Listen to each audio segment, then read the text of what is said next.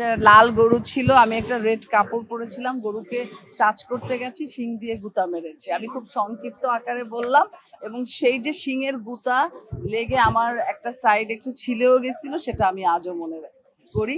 এজন্য আমি লাল গরু ভয় পাই।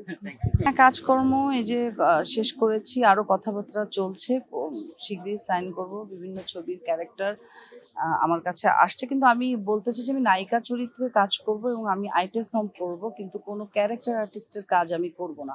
যতগুলি কাজ এসেছে ছবিতে গুরুত্বপূর্ণ ক্যারেক্টার, কিন্তু সেটা কোনো নায়িকা চরিত্র না। সেক্ষেত্রে আমি সব ছবিগুলি আর কি রিকোয়েস্ট গ্রহণ করছি না।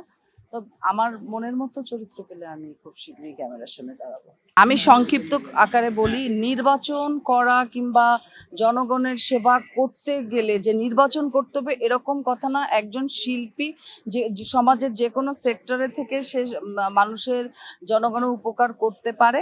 সো এখানে রাজনীতি যে করতে হবে সেটা না। জনগণের তৈরি শিল্পী, তো শিল্পী সবসময় মানুষের কল্যাণকর কাজ করবে, সবসময় তাদের পাশে থাকবে। সেটা অন্য উপায়ও করা যায়, রাজনীতি না করেও নয়। আর চলচ্চিত্রের যে নির্বাচনের কথা বলছেন, হ্যাঁ, দুটি প্যানেল এখানে তৈরি হচ্ছে সামনে। এখন আমি আসলে কোন প্যানেলে নির্বাচন করছি এখনো পর্যন্ত সে ব্যাপারে অবগত না। তবে আমি ডিসিশনে আছি ভালো কোনো প্যানেলে, যেখানে আমার অত্যন্ত গুরুত্বপূর্ণ পদ, অর্থবহ পদটা আমি ক্যারি করতে পারবো, আমি সেই প্যানেলেই নির্বাচন করব আশা করি। এই মুহূর্তে কোনো কুরবানির প্ল্যান নাই। দেশের বাইরে যাওয়ার ইচ্ছা আছে, আর সুন্দরভাবে সুস্থ থাকলে কুরবানি পালন করব, সেই দোয়া করি। আমি জানি খুব সুন্দর থাকি, সুস্থ থাকি। এই মুহূর্তে ওরকম বড় কোনো প্ল্যান নাই। ধন্যবাদ। আর এখন মজার স্মৃতি, আগে বলেছি, হ্যাঁ আছে।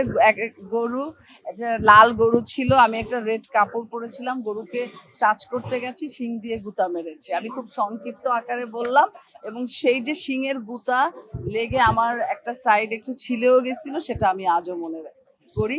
এজন্য আমি লাল গরু ভয় পাই।